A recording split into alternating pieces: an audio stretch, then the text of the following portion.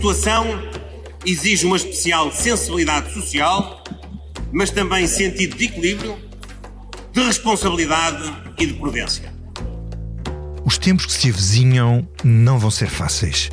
A guerra de Trump contra o Irão ainda não acabou, nem se sabe quando vai acabar. A incerteza é a única coisa que podemos ter como certa. As nossas contas vão piorar e as contas do Estado não vão ficar melhor.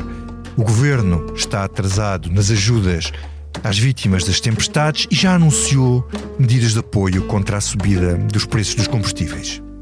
O déficit espreita. É mesmo bom que Luís Montenegro tenha sensibilidade social e prudência, porque, segundo a sondagem do ICS e do Isqueté para o Expresso e para a SIC, a avaliação dos inquiridos sobre o governo é muito baixa. Da habitação à saúde, da imigração ao ambiente, não há área em que os portugueses façam uma avaliação positiva. 60% dos inquiridos acham que o país está a ir pelo caminho errado. Mas mais decisivo ainda, 30% dos eleitores do PSD acham que o país está a ir pelo caminho errado. O Chega tem dito publicamente que quer, substituir as instituições, nomeadamente o próprio Tribunal Constitucional. Aliás, teve mesmo aprazada uma manifestação à frente do Tribunal Constitucional. Outra discussão sobre caminhos certos e errados tem a ver com as escolhas para os 3 assentos vagos para os juízes do Tribunal Constitucional, que são eleitos por votação secreta dos deputados. Há 3 vagas em aberto e, noutros tempos, seriam 2 nomes para o PSD e 1 para o PS.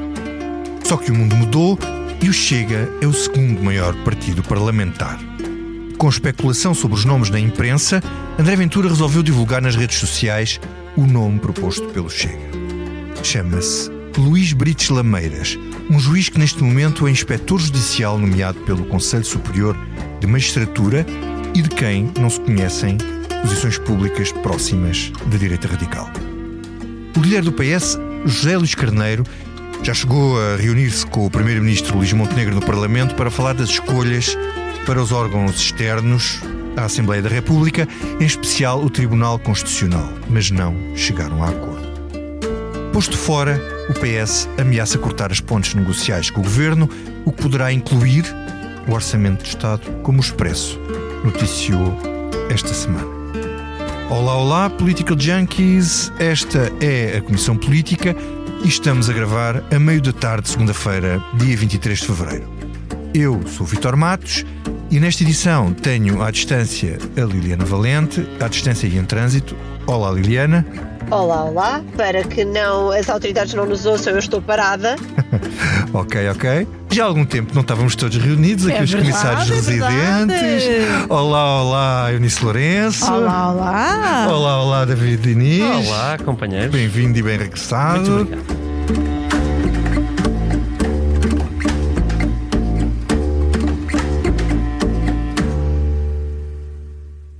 Olá, eu sou o José Maria Pimentel e sou autor do podcast 45 Graus. No 45 Graus trago para o microfone especialistas e pessoas com ideias que vale mesmo a pena ouvir, sobre temas como ciência, economia, política, filosofia ou sociedade. Sempre de forma descontraída e com tempo para conversar. É um espaço para aprender e pensar sobre o mundo de forma mais crítica. Novos episódios a cada 15 dias. Procure 45 Graus em qualquer aplicação de podcast. Então, vou começar por ti, Liliana.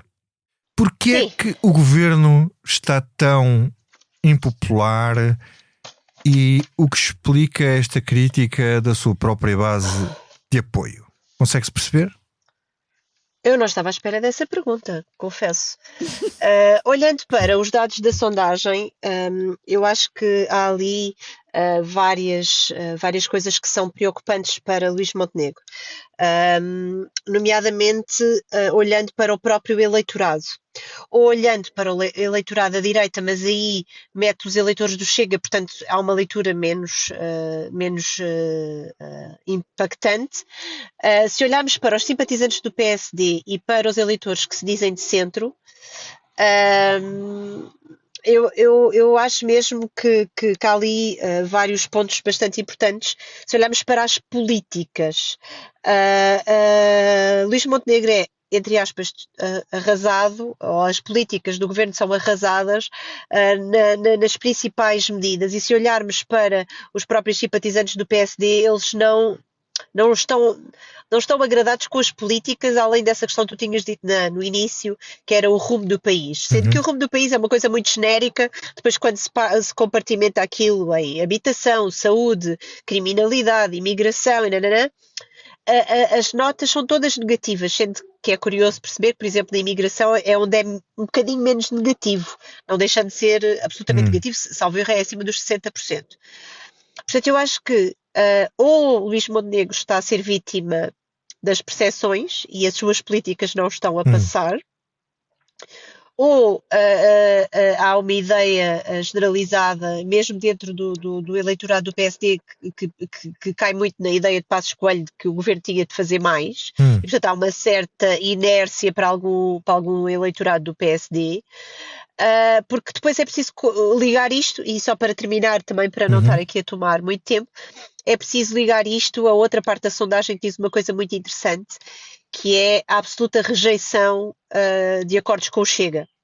Ou seja, o eleitorado mesmo do PSD prefere ou só com o PS 35% ou 45%, ou com o PS e o Chega ao mesmo tempo, outros 45%, mas já veio são 4% ou 6% que acha que pode ir só com o Chega. Mas por outro lado, a maior taxa de rejeição do governo é de eleitores do Chega. Certo, mas se olhares só para o eleitorado do PSD, e eu acho que esta sondagem é muito interessante para Luís Montenegro por isso, essa rejeição também de acordos só com o Chega aparece no eleitorado do PSD. E isso é mesmo muito, muito interessante, e eu acho que devia ser analisado pelo próprio Primeiro-Ministro, porque isso pode definir, é definidor do... Ele pode estar no momento definidor do que é que pode ser daqui para a frente, e acho que esta sondagem, abrangendo eleitores do PSD e percebendo exatamente o que é que eles lhe pedem, pode ser bastante interessante. Eunice, o governo farta-se de elogiar a situação económica. Aliás, é comum os governos fazerem isso, mas parece que as pessoas não estão muito satisfeitas com os resultados. Porquê? Costuma ser assim ao fim de 2 anos? Porque a palavra se calhar ainda não corresponde à realidade, e o ainda aqui é ser simpática, não é? Eu acho que este governo, esta maioria, este PSD tem aqui um problema que nem é bem de percepções, eu acho que eles acham que só por dizerem alguma coisa ela se torna realidade. E o que as pessoas sentem é que não é assim. O país está melhor, mas os portugueses ainda não. Sim, essa velha frase que persegue Luís Montenegro. E então agora o que eles dizem é... Coitado, mas era verdade na altura. Na altura era verdade. Agora, eu estava a ouvir-vos... Depende das pessoas, Vítor. Sim, isso é verdade. Sim, é verdade. Estava a ouvir a tua introdução. Mas o sentido dele era outro. E estava a ouvir a Liliana e a lembrar-me de um post nas redes sociais que a Paula Varela partilhou connosco no fim de semana, que é Hugo Soares com um sorriso muito caloroso, uma publicação do PSD, Hugo Soares com um sorriso muito caloroso, e a fotografia tem a seguinte frase: temos consciência de que estamos a governar muito bem. É tão bom. Ok. Portanto, não interessa o que os portugueses já acham na sondagem Expresso-SIC, porque o senhor vice-primeiro-ministro tem consciência de que estão a governar muito bem. E, portanto, normalmente a frase temos consciência é porque a seguir vamos assumir um erro, mas aqui é um autoelogio. É um autoelogio de Hugo Soares, que não é membro do governo, mas é o autêntico número 2 de Luís Montenegro. Mas falta aí umas... Temos consciência, temos agrupado muito bem, mas vamos tentar perceber o que é que isto quer dizer. Não sei, porque eu só recebi isto assim. Mas os portugueses ainda não. Nós temos consciência que estamos a governar muito bem. Os portugueses é que não têm consciência e não estão a apreciar devidamente o governo que têm. Deve ser a conclusão que este PSD e este governo, ou pelo menos esta liderança, tira de sondagens como aquela que publicámos esta semana, que eu acho que é manifestamente má para o governo, quer pela avaliação que faz de políticas setoriais, quer pelas indicações que dá sobre o que deve ser a política de alianças ou a política negocial do governo na atual conjuntura. E, portanto, nem numa coisa nem noutra dá razão a Luís Montenegro e não dá razão a Hugo Soares também por acumulação. Olha, só aqui há talho de foice. E se calhar explica a sondagem da semana passada, que é o PSD não crescer nas intenções de voto diretas. Exatamente, o PSD estagnou completamente nas intenções de voto. Então, anda um ponto acima, um ponto abaixo. Então vamos passar aqui ao nosso comissário David Inês.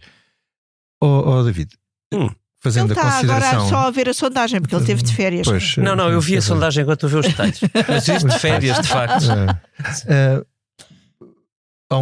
Queria te pedir um comentário genérico a isto, mas também se tu achas que isto significa que, perante resultados destes, o governo vai tentar travar ao máximo a hipótese de haver eleições antecipadas, seja em que circunstância for, ou não. Bem, primeiro deixa-me começar por explicar aos nossos queridos ouvintes que estive de facto de férias, daí que o meu primeiro pedido seja a Liliana Valente para que faça o favor de me reencaminhar o relatório total da sondagem, porque eu gosto de ver as coisas nos detalhes. Sim, senhor. É muito interessante, mas o que já está nas páginas dos Expresso é mais do que suficiente para uma primeira abordagem. Primeiro, respondendo diretamente, Vítor, parece-me racional entender que para Luís Montenegro não interessa nada estar a ir para eleições agora. Aliás, se Luís Montenegro precisa de alguma coisa, é de facto de tempo, para que algumas coisas que o governo pensa, vai anunciando, etc., possam ter algum tempo de implementação. As políticas públicas demoram tempo a implementar. Eu não reduzo este governo à palavra. Ou seja, acho que há áreas onde efetivamente o governo conseguiu ir intervindo, bem ou mal, não estou a qualificar, e cujos efeitos no terreno, de certa forma, se vão começando a conhecer, uns melhores, outros piores, em tudo. Eu vou dar 3 exemplos muito simples disso mesmo. A área onde o governo é mais bem avaliado é ensino. E repara, é muito perceptível. Desculpa, que a David, vida... menos mal, porque é sempre negativo. Não é sempre... Deixa-me contestar um bocadinho essa abordagem. Porque 32% dizem satisfeitos, 26% nada satisfeitos, e depois há uma faixa no meio que diz pouco satisfeito. O pouco satisfeito eu entendo, é um bocadinho intuitivo. Mas é É negativo. sempre como nem bom nem mau, Não, digamos mas assim. pouco satisfeito é negativo. Pronto, É assim que nós... tudo Opa, bem, eu estou com o interpretamos. Vítor. tudo bem, Claro. mas deixem-me... Pouco ou nada é mais no campo satisfaz negativo do menos. que Não Não, positivo. satisfaz menos. Sim, é isso. Pouco satisfeito, Deixem-me usar a minha terminologia, eu aceito a vossa por bem, acho que é perfeitamente compaginável. Agora, dito isto, é a melhor classificação que o governo tem, é ambiente e natureza e ensino público. O ensino público foi a área onde Luís Montenegro talvez tenha sido mais bem sucedido, porque o ensino estava num estado de... Grande conflitualidade. grande conflitualidade corporativa, portanto governos / professores, com greves quase cada semana, e as negociações com os professores custaram muito dinheiro ao Estado, portanto a todos, mas dito isto, pacificaram o ensino público, as greves praticamente desapareceram, e isso sente-se. E não só se sente como lá está, a área menos mal, se quiserem, avaliada do governo. Eu vou escapar ao ambiente de natureza, onde eu acho que francamente nós temos uma das ministras mais qualificadas do governo, mas é mais difícil de medir, digamos assim. E ainda por cima é uma pessoa com uma boa performance pública, Sem isso não deixa dúvida. de ser importante. Sim, ainda por cima neste tempo em que E foi eu medido. adoro os vídeos que ela põe nas redes Ela tem sociais. muita graça. Mas a outra área, onde eu, por exemplo, estou, se me permitiu parênteses, em enorme desacordo com o governo, que é nas políticas de imigração, mas é a terceira área onde o governo recolhe melhor avaliação. São 29% que mais ou menos correspondem à integralidade do seu eleitorado. E isto mostra que, independentemente das nossas preferências, as políticas públicas, quando são desempenhadas com concreto, ou seja, com impacto concreto na vida das pessoas, elas criam uma percepção, de certa forma, nas aqui pessoas. pesa muito, por exemplo, a questão da saúde. Não, mas é isso, é que depois olhas, por comparação, a saúde, que é uma área fundamental da nossa vida coletiva, a satisfação, ou os que se dizem satisfeitos com o desempenho do governo, ou do país, se quiserem, aqui confunde-se, é 18%. É muito abaixo de qualquer um dos outros 3 exemplos que eu acabei de dar. E isto mostra que o governo, de facto, precisa de tempo para não dar outros exemplos. Custa a habitação, que obviamente não é uma responsabilidade que se possa imputar só a Luís Montenegro ou a este governo, mas existem medidas ainda a ser discutidas, outras a ser apresentadas, outras que já vêm com mais tempo. Dito isto, eu não estou a dizer que elas vão correr nem bem nem mal, estou a dizer que é preciso dar tempo para que Luís Montenegro possa ser avaliado. E é por isso que as legislaturas têm 4 anos de duração. Neste caso até terá 4 anos e meio, por vicissitude do mês em que foram as eleições legislativas. Mas é importante para todos nós que as políticas públicas tenham tempo. Mas escuta, mas tu acreditas nisso? É que a situação é muito volátil? É importante. Não é isso. Se que a legislatura vai durar, e como estava-te a perguntar, a legislatura durar ou não depende só das oposições. Não. Depende se o governo quer que a legislatura acabe. Isto vai ao encontro da segunda parte da resposta. Portanto, eu acredito que sim, que todos os incentivos racionais para quase todos os atores do jogo hoje são para que as coisas se mantenham, ou seja, que haja alguma estabilidade, exceção feita ao Chega, cujo racional é sempre outro. Dito isto, nós estamos num mundo completamente instável. Um mundo como se nota, não é? Quer dizer, Donald Trump lança uma guerra no Irão, recua e avança no discurso público sobre a guerra, se está a acabar ou não está a acabar, se pausa ou se não pausa a cada dia. Se calhar é preciso dizer isso aos ouvintes. Esta sondagem não abrange ainda o período em que o gasóleo disparou, Então, em que os efeitos da guerra são verdadeiramente estas circunstâncias sentidos. não podem ainda piorar? Claro que podem. Ou podem tornar o eleitorado mais compreensível? Mais uma vez, o governo conta que o que diz ou que não diz se torna realidade. E o governo, aquilo que me parece é que tenta ignorar o que está a passar. Mas tomou medidas, por exemplo, de apoio à energia, dos quer dizer, tomou medidas mínimas para não crescer o descontentamento, não é? Aqui se compararmos as medidas que o governo tomou com medidas que foram tomadas em Espanha ou que estão a ser tomadas nos países europeus, sim, e não há discurso do governo sobre o que se está a passar. Eu fecho esta parte de intervenção dizendo o seguinte: a segunda área com pior avaliação para o governo, mas é realmente terrível, a pior é custo de habitação, só 3% se dizem satisfeitos, claro. A outra é custo de vida, só 5% dos portugueses dizem satisfeitos, só 29% dizem pouco satisfeitos, o que no melhor dos cenários para o governo dá 34%. Face a 64% que se dizem nada satisfeitos, 64%. Num cenário destes, e como dizia, anotava bem a Liliana, sem ainda medirmos o impacto desta guerra nesta sondagem, é evidente que a questão económica será sempre determinante. As famílias, atenção, Portugal é um país muito pequeno, sempre com enormes fragilidades, a maior das quais é salários muitíssimo baixos. Face à média europeia, quer dizer, eu acabo de chegar de um país onde a desigualdade é ainda maior e o custo de vida mais ao custo de vida que é hoje. É isso. Posso só dizer aqui uma coisa, Vitor? Isto é muito sensível, mas só para fechar, Liliana, atenção a um ponto que me parece importante. Se o governo tiver tempo, eu acho que o governo deve ser cuidadoso na maneira como mede as políticas públicas aqui. Porque o mundo não vai estar instável hoje, nem daqui a um mês. O mundo vai estar instável, seguramente, todo o mandato do governo. Donald Trump vai estar presidente dos Estados Unidos mais 3 anos. Portanto, só isto é suficiente para explicar. O governo tem que medir os apoios do Estado, mesmo em situações destas, de imprevisibilidade absoluta e de caos total, que nos vão prejudicar permanentemente. Os apoios do Estado não são ilimitados. Os apoios públicos devem ser dirigidos a quem precisa mais, sejam famílias, sejam empresas. Portanto, eu, ao contrário do que tenho ouvido, acho que o governo não tem que ter muita pressa em anunciar políticas públicas. O que eu espero deste governo é que saiba aplicar medidas que sejam efetivamente dirigidas para quem mais precisa. Liliana, queres dizer qualquer coisa?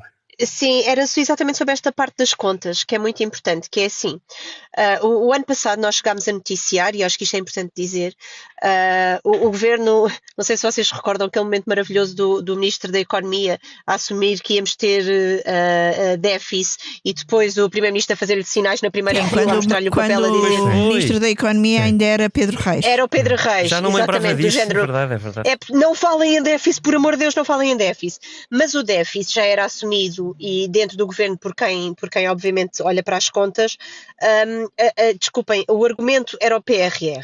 Era a execução dos empréstimos do PRR. Sim. Mas o governo sabia à partida que a conjuntura económica e a gestão que estava a ser feita com o aumento da despesa estrutural poderia levar para um déficit independentemente do PRR. Mas havia esse argumento e era bastante usado. Agora, o David diz que as medidas têm de ser focadas nas pessoas e eu acho bem. É de recordar, por exemplo, que Mário Centeno, que entretanto já não é governador do Banco de Portugal, foi contra o IVA zero. E foi bastante crítico do IVA zero quando o governo de António Costa, na pandemia, aplicou essas medidas ao cabaz alimentar para ajudar as famílias e que depois, com o controle que houve com os distribuidores, acabou por resultar, mas ele era absolutamente contra o IVA zero, porque era uma medida mais abrangente e menos controlável. Agora, isto para dizer o quê? Vai ser muito interessante para ver, porque Álvaro Santos Pereira vai ser a primeira vez que ele vai apresentar o boletim económico e ele promete coisas, desculpem, muito interessantes e que nós não vamos querer perder mesmo. E isto são palavras do governador, das suas redes sociais. Ele fez anúncio do seu anúncio no LinkedIn. Eu acho que vai ser mesmo muito interessante perceber como é que o Banco de Portugal está a ver a conjuntura daqui para a frente, porque também vai ser muito interessante perceber os efeitos da inflação, porque os efeitos da inflação têm efeitos no bolso das pessoas, mas depois para as contas públicas, já dizia Manuela Ferreira Leite, são ótimos e são uma prenda que António Costa teve e agora gostava de tentar perceber. Vou tentar, acho que vai ser muito interessante ver essa perspectiva quando Álvaro Santos Pereira apresentar o boletim económico, terça ou quarta-feira, agora já não me recordo. Mas isto era só para acabar de dizer que sim, as medidas são, mas é preciso também ter em conta a conjuntura das contas públicas e depois a vida das pessoas. E se a inflação vai ajudar as contas públicas, se calhar é melhor devolvê-las às pessoas. Ok, vamos passar a outro assunto. Que no fundo também tem a ver com tudo isto. Tudo tem a ver. Mas com dá uma para parte da cruzar com sondagem. É isso, dá para Com a cruzar parte com a da sondagem sobre alianças. Isso. Isto está tudo ligado. Ora bem. Eunice, Jorge Reis Novaes, o constitucionalista, disse ao público que subverter a composição e equilíbrio do Tribunal Constitucional seria iniciar a destruição do Tribunal. Isto é uma opinião muito generalizada, sobretudo centro-esquerda, mas mantendo-nos nesse centro-esquerda, Ana Sá Lopes, por exemplo, escreve no público que o PS tem que se conformar porque perdeu relevância e isto é suposto funcionar assim. E mudar uma pessoa no Tribunal Constitucional não significa que a democracia vai acabar amanhã. O que é que tu achas desta questão, desta negociação do PSD com o Chega para o Constitucional, se isto não é ultrapassar o não é não? Eu acho que o não é não já foi ultrapassado em noutras ocasiões e noutros âmbitos do poder. Eu acho uma coisa pré-negociação que é, nós já anunciámos há meses que o PS e o PSD queriam negociar isto tudo em conjunto e estavam a negociar tudo em conjunto e acho que isso está a revelar um erro incapacitante, porque estão a negociar dezenas de cargos, alguns que precisam de maioria de 2/3 no Parlamento para serem eleitos, outros que não precisam, e estão a negociar em bolo o que, como estamos agora a ver, só tem levado a adiamentos das votações e está a levar agora a um grande impasse nas negociações. Depois, como é que, estando supostamente a falar disto há 8 meses, como é que só agora é que o PS percebeu que afinal podia ficar de fora dos nomes para o Tribunal Constitucional? Foi o PSD que entretanto mudou de ideias? Foi o PS que não percebeu? O que é que se passou aqui para... isto surgiu aqui nas últimas 2 semanas entrarmos nesta discussão sobre o Tribunal Constitucional, afinal, os nomes serem indicados só pelo PSD e pelo Chega e o PS não indicar nenhum.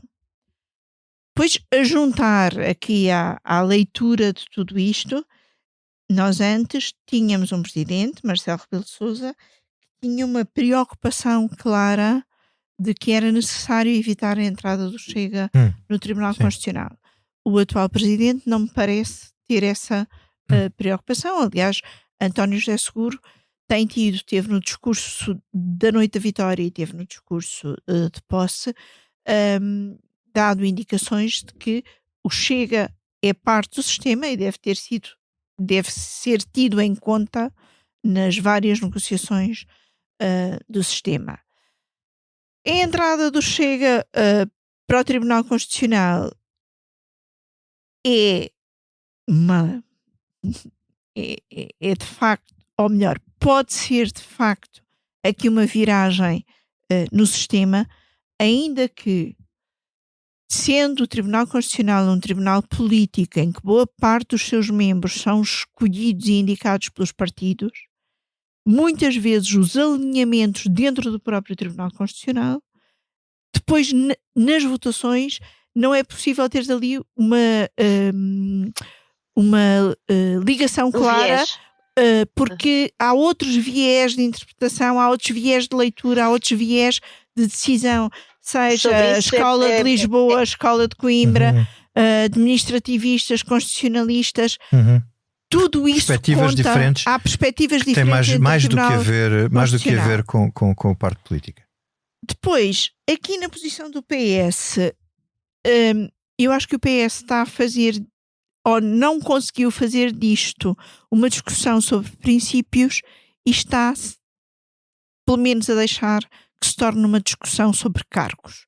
E isso não é bom para o PS, não é bom para o Tribunal Constitucional e não é bom, no limite, para a democracia.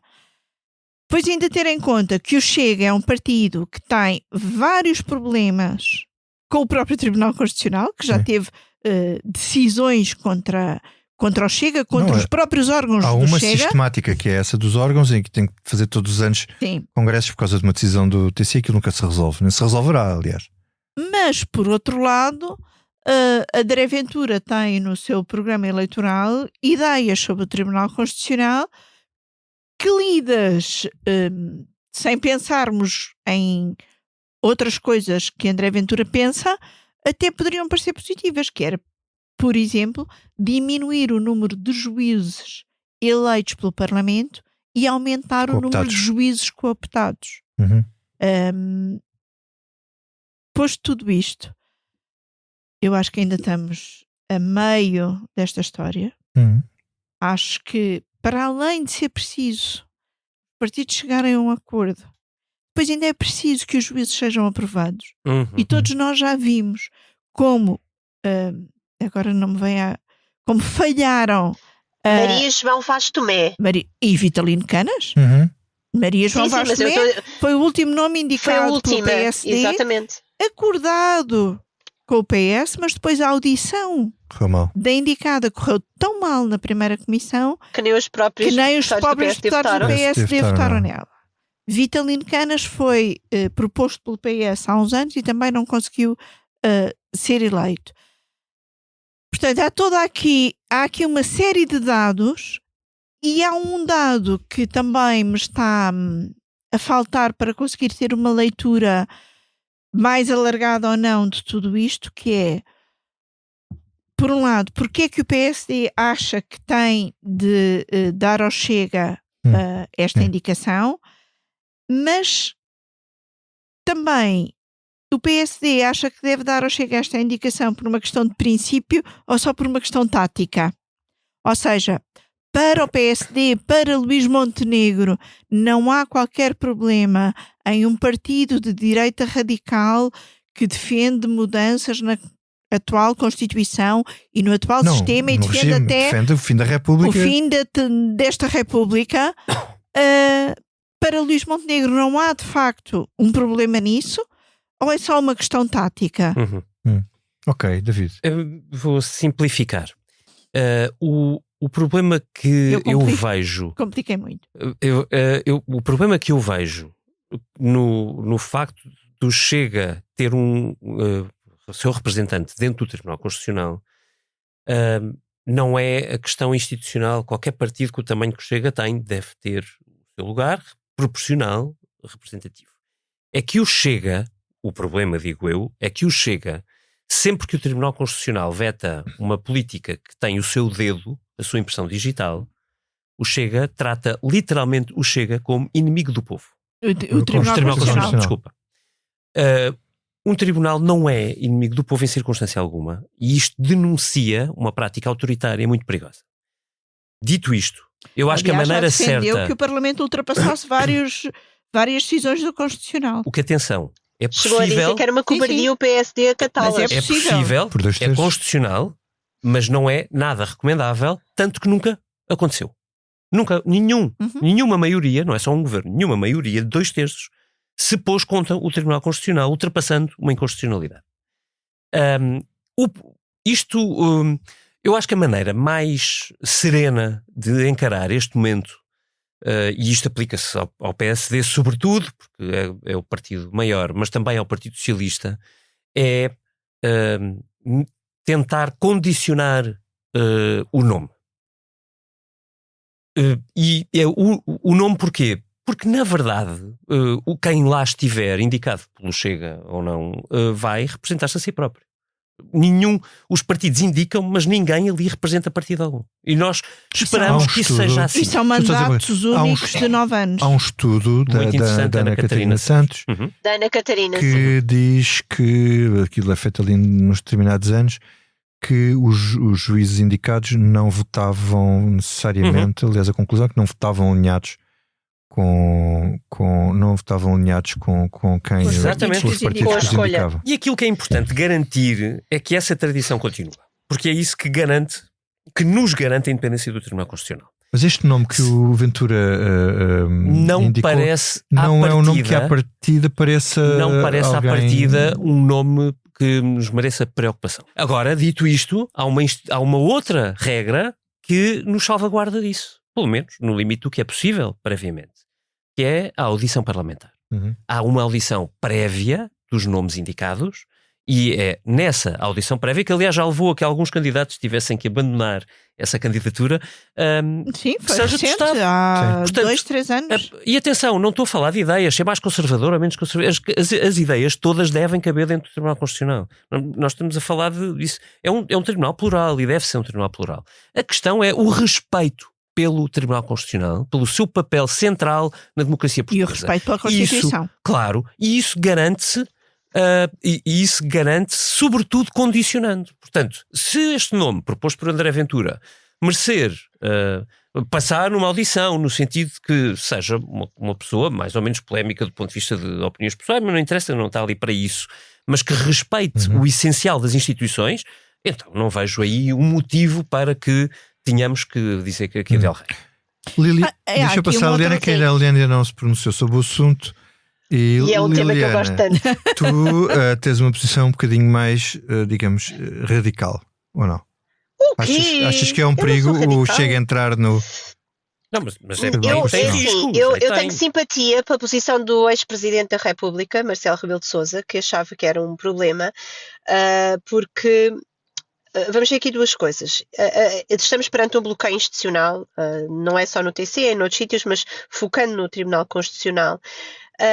E havia um acordo histórico por alguma razão. Porque aquilo que nós estamos aqui a assistir não é apenas a uma escolha de um cargo, é uma decisão política sobre um acordo histórico que garantia isso que o David estava a dizer, a independência dos juízes, o funcionamento regular do Tribunal Constitucional, o equilíbrio entre as várias posições, nomeadamente esquerda-direita e não PS-PS. Mas deixa-me só dizer uma coisa. Por exemplo, no tempo da Troika, o PSD e Passos Coelho, aliás, foram escritos livros sobre isso, onde estava exatamente as que as decisões do Tribunal eram decisões por serem... Sim, e Luís Montenegro também já o disse. Atenção, e o Luís Montenegro também já o disse, que havia um viés. Isso acontece sempre e eu acho que isso é a democracia a funcionar, essas críticas ou não. Depois, o que é que tu fazes com essas críticas? É que pode ser ou não preocupante. Neste momento, há um acordo histórico que vem de 82, não só por uma questão prática, porque o PS e o PSD tinham 2/3 e pela primeira vez não têm, portanto é preciso aqui uma solução alternativa, que podia ser com o LIVRE ou com o Chega e a IEL. Sim, mas não mas também por havia uma questão de substância. não havia um segundo partido mais votado fora Espera, esses dois. deixa-me chegar lá. Mas também por uma questão de substância. Ou seja, os partidos fundadores da Constituição e de todas as revisões constitucionais, que coincidem ao PS e o PSD, e é por isso é que este acordo histórico existia entre os dois. E não era uma distribuição entre PS e PSD, porque nunca foi ligada à proporcionalidade parlamentar. Os mandatos dos juízes são de 9 anos, não têm que ver com as legislaturas. Portanto, não há uma correspondência com a proporcionalidade parlamentar. E há aqui outra questão, que é, sempre que houve um desequilíbrio, por exemplo, à esquerda, quando maiorias absolutas e o PCP e o Bloco com uma maior representatividade, esse desequilíbrio não foi retirado ao PSD. Eram 5-5 para a esquerda e para a direita. Tanto que o PS, quando quis ceder juízes ao PCP ou ao Bloco de Esquerda, a Clara Sotomayor, ou mesmo a Mariana Cantilho, num acordo com o PCP, Cedia aos seus lugares. retirou da sua cota, e o próprio PSD também já o fez com a Fátima Matamoros ao CDS e com outro juiz que agora não me recordo. Ou seja, o equilíbrio não era PS-PSD, era esquerda-direita, para haver essa... Porque depois há os 3 cooptados que completam o coletivo dos 13 juízes e, portanto, para manter esse equilíbrio e essa independência e essa garantia de que o Tribunal Constitucional decide não pela questão partidária, por quem são eleitos, mas por uma questão maior. Agora há aqui uma questão que eu acho bastante interessante, que a Eunice estava a colocar, e é aqui que entra a parte política, que é, o PSD está a fazer isto por uma questão tática ou por uma questão política? Assume-se ou não assume que tem uma maioria com o Chega? É aqui que eu acho que é o mais relevante. Sim. É que é preciso perceber se isto é uma assunção por parte do PSD, que tem uma maioria parlamentar de 2/3 com o Chega, e portanto isto não é de somente. Eles não chegam para os 2/3. Obviamente. Sim, mas estás a perceber o que eu estou a querer dizer. Sim. Porque há uma série de reformas e eu acho que o Luís Montenegro tem repetido e tem repetido muitas vezes que plana ora à esquerda, ora à direita e que negocia com todos. Mas é preciso ir ao detalhe e porque o diabo está nos detalhes. Ele plana à esquerda e à direita, mas aprova o orçamento com a abstenção do PS, mas todas as principais medidas têm sido aprovadas com o Chega. Negocia com todos, mas como é que são os termos dessa negociação? Se eu chegar ao pé de ti, Vítor Matos, e disser assim, olha, eu sou tua patroa, imagina, vou-te cortar o ordenado. Não. Eu posso chamar uma negociação, mas tu vais-me dizer que não, obviamente. E, portanto, há aqui uma questão que é, como é que estas negociações são feitas? Era aquilo que eu nem sabia. Há coisas que nós precisamos saber, que é, o PSD chegou ao pé do PS e disse-lhe que iam perder juízes à partida ou não?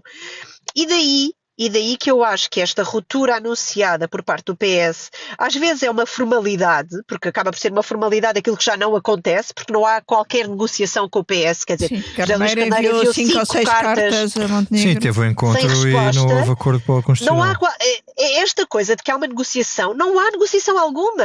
O governo está a governar e depois as coisas no Parlamento resolvem-se. E tem-se resolvido com o Chega, é verdade. E depois é preciso perceber aqui uma coisa, se isto é apenas uma formalidade daquilo que já acontece, ou se é uma tentativa de que Luís Montenegro se defina. E eu acho que aqui é que corre o risco, porque sendo um assunto que, desculpem agora a expressão, se calhar não diz muito às pessoas lá em casa, porque estão a discutir cargos e não percebem se calhar a dimensão do que está aqui em causa, o PS corre o risco de efetivamente estar a parecer que está agarrado aqui a cargos e não passar esta dimensão política, e eu acho que José Luís Carneiro está a correr esse risco. E depois, só para rematar. Há muitas decisões do Tribunal Constitucional que têm sido tomadas por unanimidade.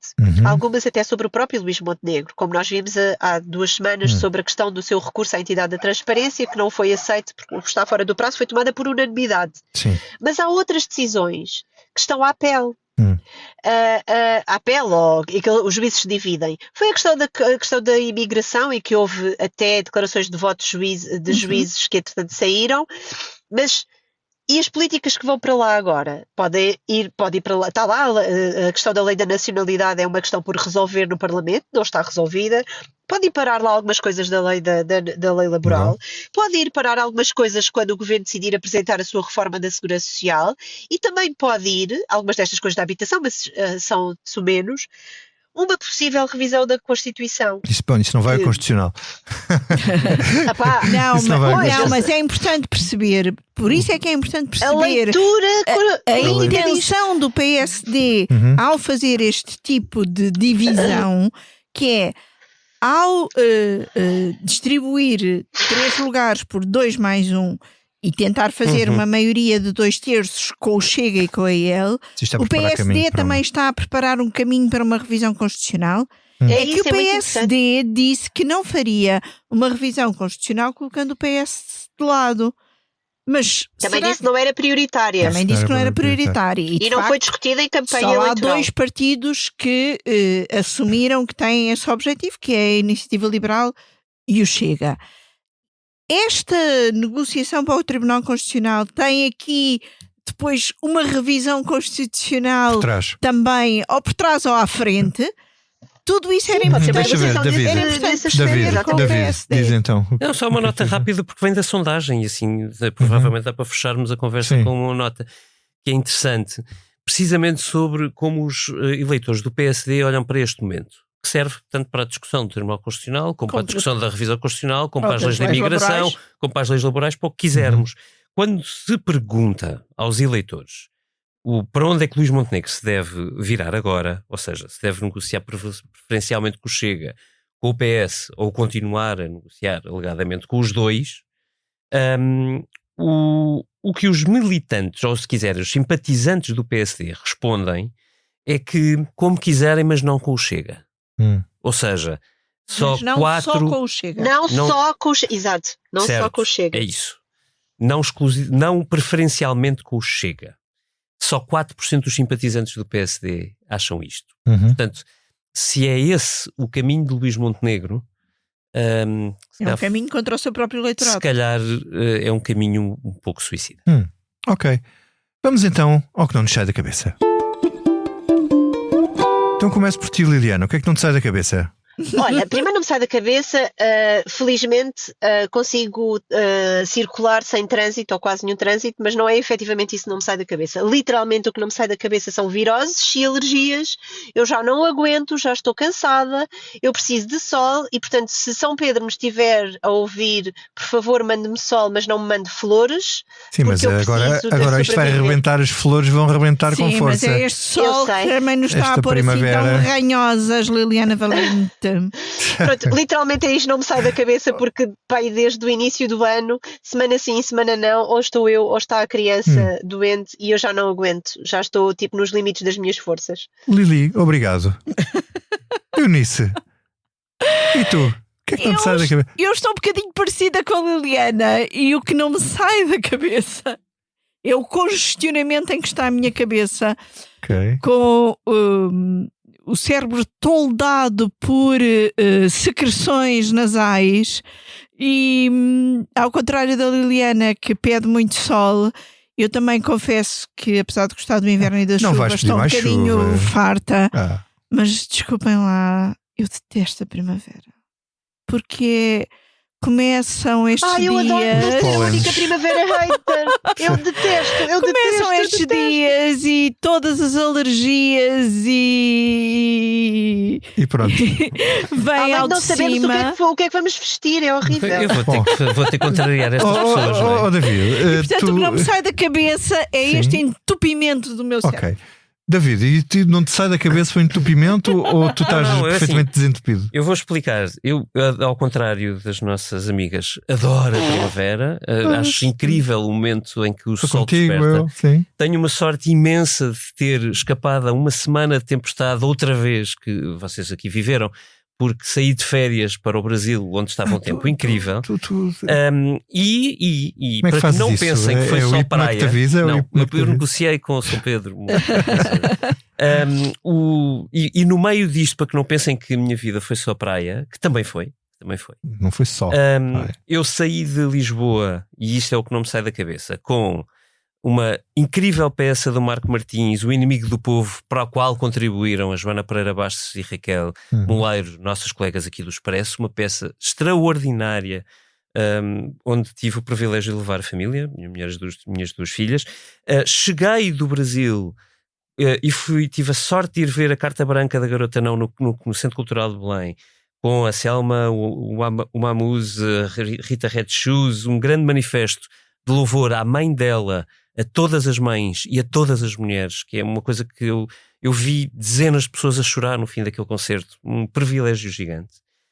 E no meio de tudo isto, fui na cidade de Salvador, onde eu estive, ver uma exposição de um artista brasileiro inacreditável, chamado Vic Muniz. A exposição chama-se A Olho Nu. Eu sei que vocês não terão a sorte de ir a Salvador, mas talvez tenhamos a sorte de ver o Vic Muniz por cá. Pode haver alguém. Brevemente. Vic Muniz é um artista inacreditável, um gênio, com 60 e tal anos, ainda terá muitos anos de grandes obras de arte para nos entregar.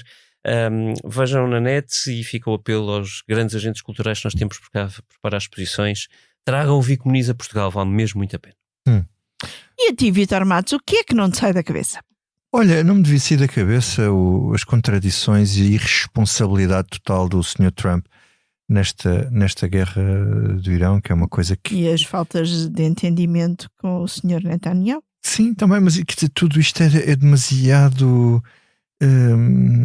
é demasiado absurdo e irracional para se pensar que alguém está sentado no cargo mais importante do mundo a tomar decisões deste tipo, com base em intuições e etc. Mas na verdade o que não me sai da cabeça é o Hamnet. Fui ver o filme anteontem e achei o filme fantástico.